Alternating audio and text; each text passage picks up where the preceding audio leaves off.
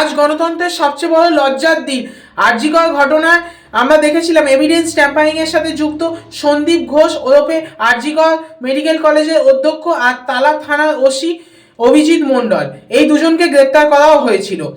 আজকে এরা দুজনেই জামিন পেয়ে গেছে। তার কারণ কি, সিবিআই 90 দিন অর্থাৎ আজও পর্যন্ত একটা সাপ্লিমেন্টারি চার্জশিট দিতে পারেনি, তাই এদের জামিন মঞ্জুর করে দেওয়া হয়েছে। একটা কথা বলুন তো, আজকে এই দুজন থানা থেকে জেল থেকে বেরিয়ে যাচ্ছে, বেরিয়ে গিয়ে রাস্তায় বুক ফুলিয়ে ঘুরবে, আর এদিকে আমরা ধর্ষণ কেসে আরজি করে এই ঘটনায় আমরা দেখেছিলাম সঞ্জয় রায়ের মতন সিভিক দাদারা সারা জীবন জেলে পচে ধসে মরবে। আদেও এই দাদা ধর্ষণ করেছে কিনা আমরা জানি না।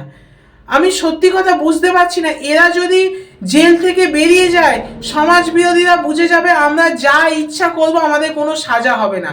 তার কারণ আমাদের মাথার উপর একজন ইনভিজিবল ভাবে এক কালো হাত, কালো ছায়া আছে, যিনি আমাদেরকে মুক্ত করবেন, আমাদেরকে বাঁচিয়ে দেবেন যত অপরাধ করি না কেন।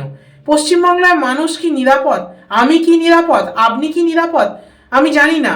আমি তো নিরাপদ নিজেকে মনে করছি না। তার কারণ আমি আরজি করের প্রতিবাদের জন্য আমি অনেক ভিডিও বানিয়েছি, আর এই দুটো মাল, এই সন্দীপ ঘোষ আর অভিজিৎ মণ্ডলের মতন লোকগুলো জেল থেকে বেরিয়েছে, আমাকে যদি অ্যাটাক করে আমি জানি না কি হবে। আমি তাই প্রচণ্ড ভয়ে আছি, কি হবে কিছু বুঝতে পারছি না। আপনারাও কমেন্ট করে জানান, আপনারা পশ্চিমবঙ্গে সেফ নিজেকে মনে করেন না?